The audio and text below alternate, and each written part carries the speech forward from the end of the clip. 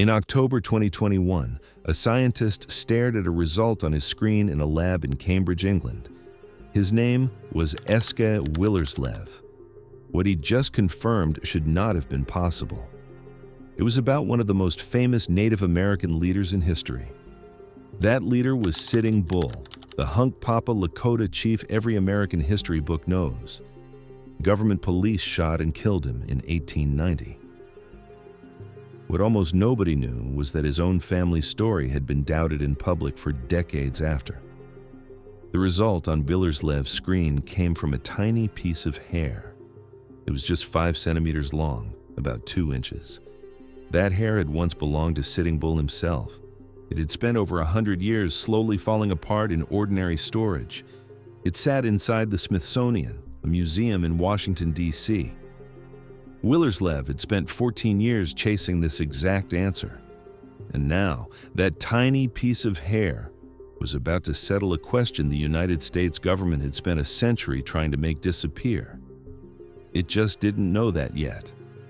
This was hard for one simple reason. Normal DNA tests need clean, fresh, cold samples.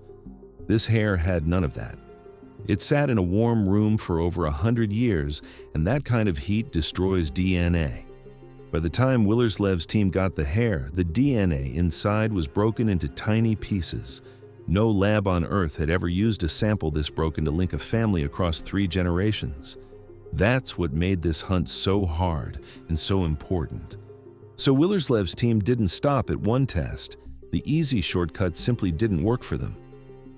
Most family DNA tests use one of 2 simple tools. The first is called mitochondrial DNA. That's DNA passed only from a mother to her child. The second is Y chromosome DNA. That's passed only from a father to his son. But there was a problem. Sitting Bull couldn't pass mitochondrial DNA to his daughter, Standing Holy, because he was her father, not her mother, and that kind of DNA only flows from mother to child. So the easy test wouldn't work here. The team had to build something new.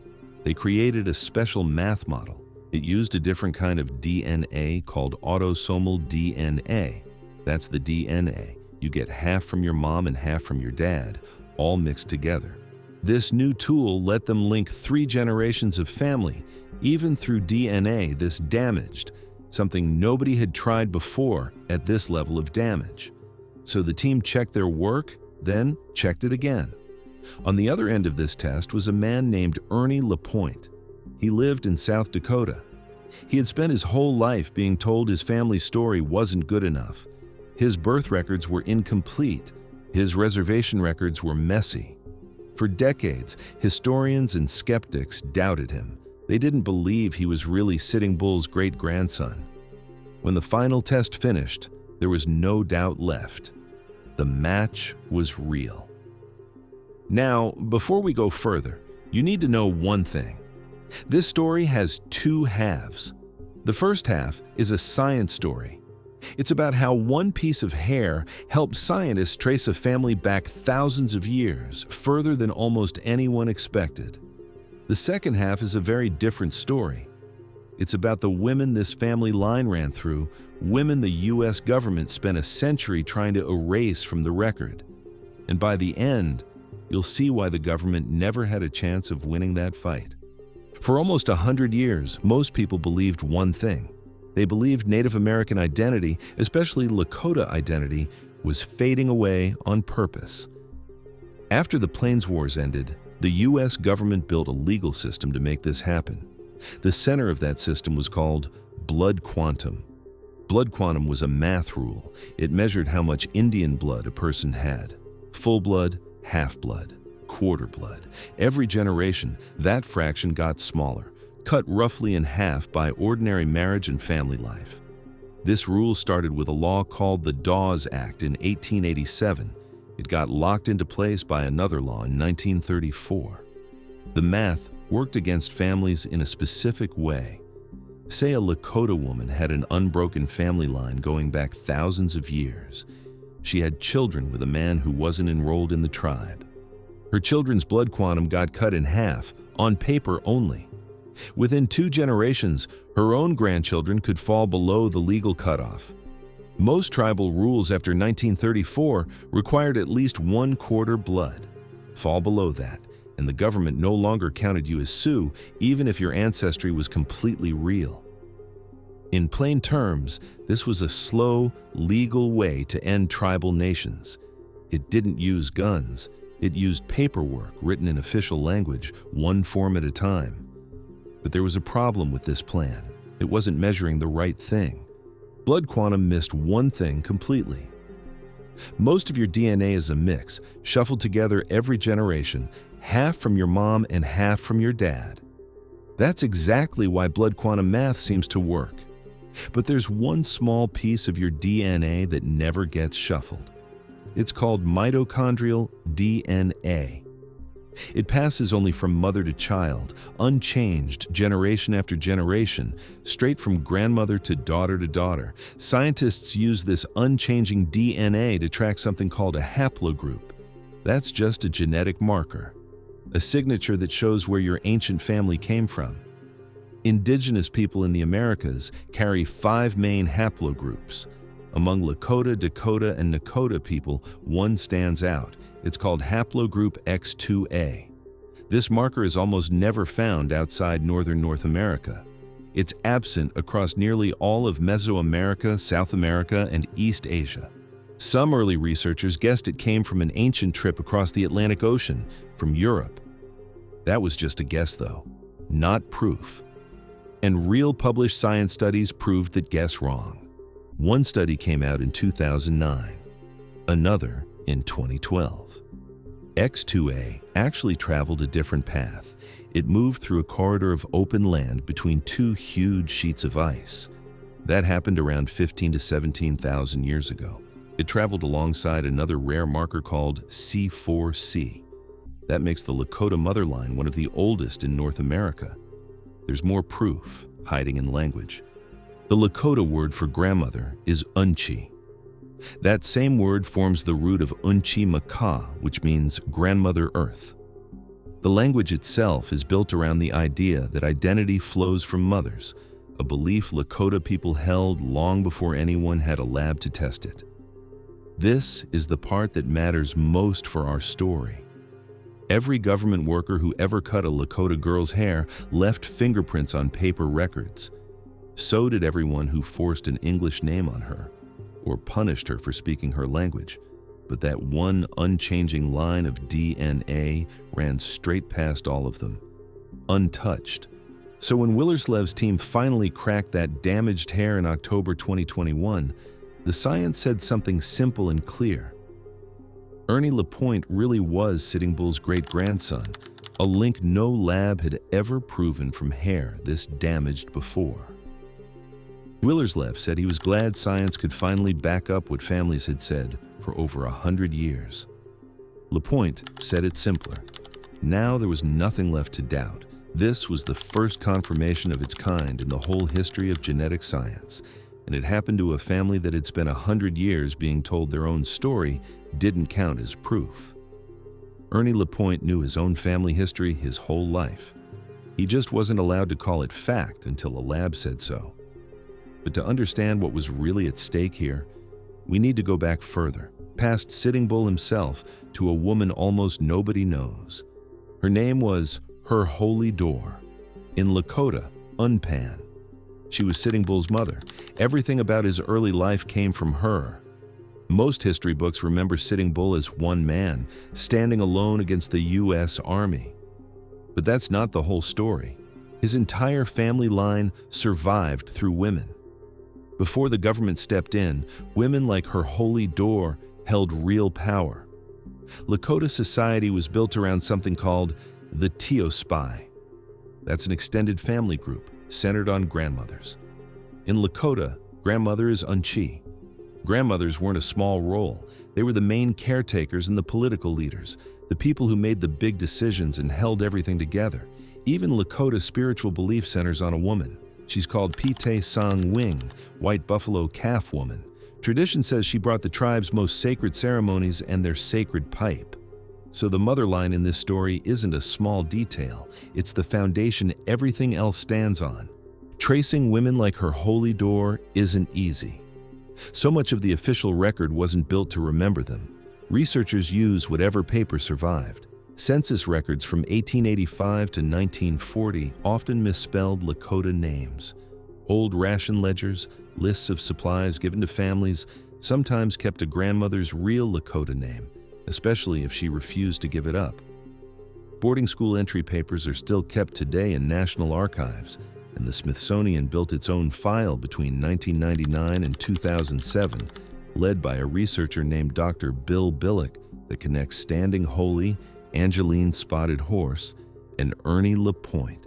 Piece by piece, this scattered paperwork, built from the same forms and ledgers that were supposed to erase this family, is how historians rebuilt a family tree the government never meant to save. And that foundation is exactly what the government would try hardest to break. Sitting Bull's family line continued through his youngest daughter. Her name was Standing Holy, or Wiaglahu. She was born around 1878. This isn't guesswork, it's documented. Standing Holy survived her father's murder in 1890. She survived the forced move onto reservation land. She married a man named Urban Spotted Horse. Their daughter, Angeline Spotted Horse, was born in 1903. Angeline later married Claude LaPointe. Their son was Ernie LaPointe, the same man who spent decades defending this family story. Records prove this whole chain. 4 generations of Lakota women carried this line forward through some of the hardest decades their nation ever faced. And that history was about to turn against them. This turn had a name. It came from a formal government plan. A man named Captain Richard Henry Pratt started the Carlisle Indian Industrial School in 1879. He described his own goal plainly. He said the plan was to kill the Indian in him and save the man. For Lakota girls like Standing Holy and Angeline's generation, that meant something specific: cut their hair. In Lakota culture, hair carries deep spiritual meaning. Force them into Western clothes, cut off all contact with their mothers and grandmothers. By 2022, a government investigation showed just how big this system was. There were 408 federal boarding schools. They operated across 431 different locations between 1819 and 1969. Dozens of these schools pulled children straight from Lakota land, from places like Pine Ridge, Rosebud, Standing Rock, and Cheyenne River. And this wasn't run out of kindness. The government paid for these schools using tribal trust money, money that existed because tribal land had already been taken by force. In other words, Lakota families were forced to pay for the system built to erase their own children. And this wasn't short-term. Sacred ceremonies were outlawed starting in 1883. That law stayed in place for 95 years, until 1978. 2 full generations of Lakota women lived and died under that ban. They never got to legally practice the ceremonies their own grandmothers had passed down to them.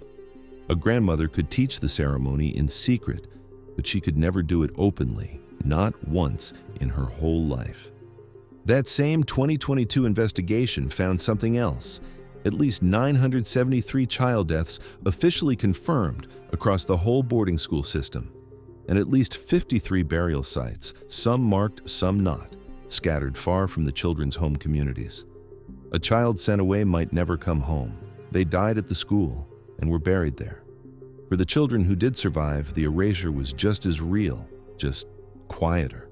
It was the same kill the Indian, save the man plan, applied one child, one paper form at a time. School entry papers show a clear pattern. Lakota children got English last names the moment they walked in the door. That's exactly how written family links to their mother's side got erased. Government census records replaced Lakota names with English ones the same way. That's how the family name became Spotted Horse and later LaPointe. Speaking the Lakota language brought physical punishment. Later, starting in 1956, another law pushed people off reservations entirely. It moved over 100,000 Native Americans into cities, places like Chicago, Denver, and Los Angeles. That pulled young mothers away from the grandmothers who had always held the culture together. Today, over 40,000 boxes of records from this whole system sit 90 feet underground in a storage building in Lenexa, Kansas. Buried, literally, the same way the government tried to bury the people those records belonged to.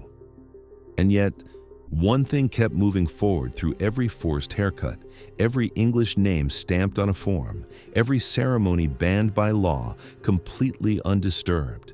That one unbroken line of DNA passed silently from her holy door to Sitting Bull, to Standing Holy, to Angeline Spotted Horse, to Ernie LaPointe.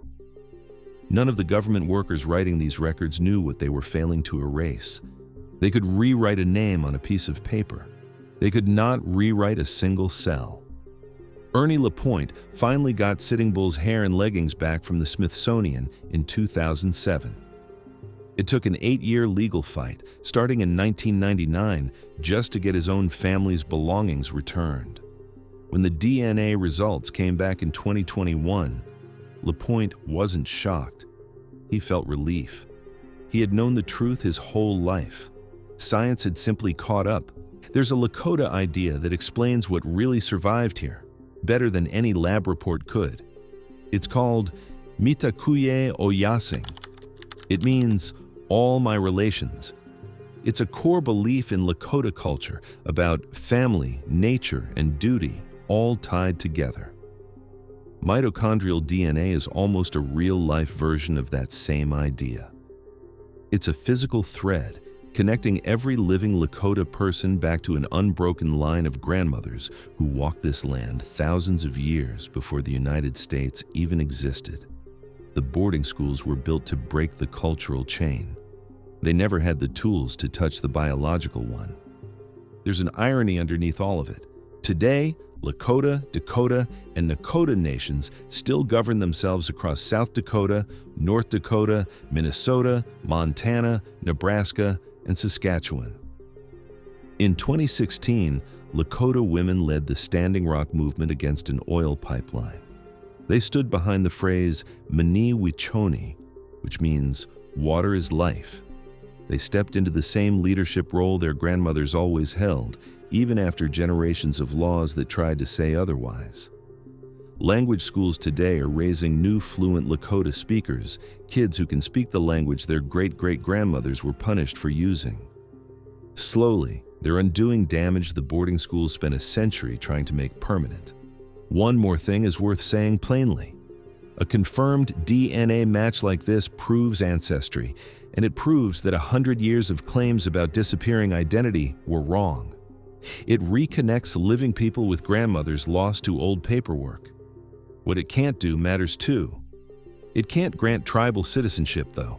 That's decided by sovereign nations under their own rules, not by biology. It can't teach anyone the Lakota language, the ceremonies, or the real relationships that give a culture meaning. DNA proves where you came from. It doesn't hand you the culture that place carries.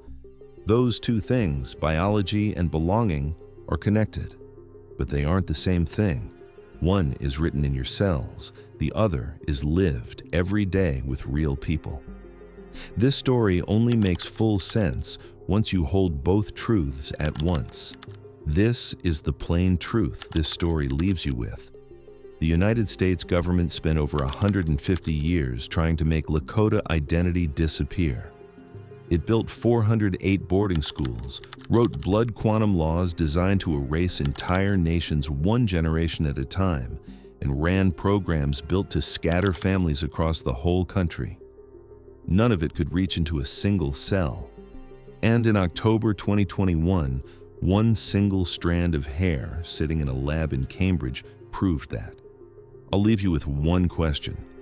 Whose identity do you think is still sitting there right now, waiting inside someone's DNA to be confirmed? Tell me in the comments.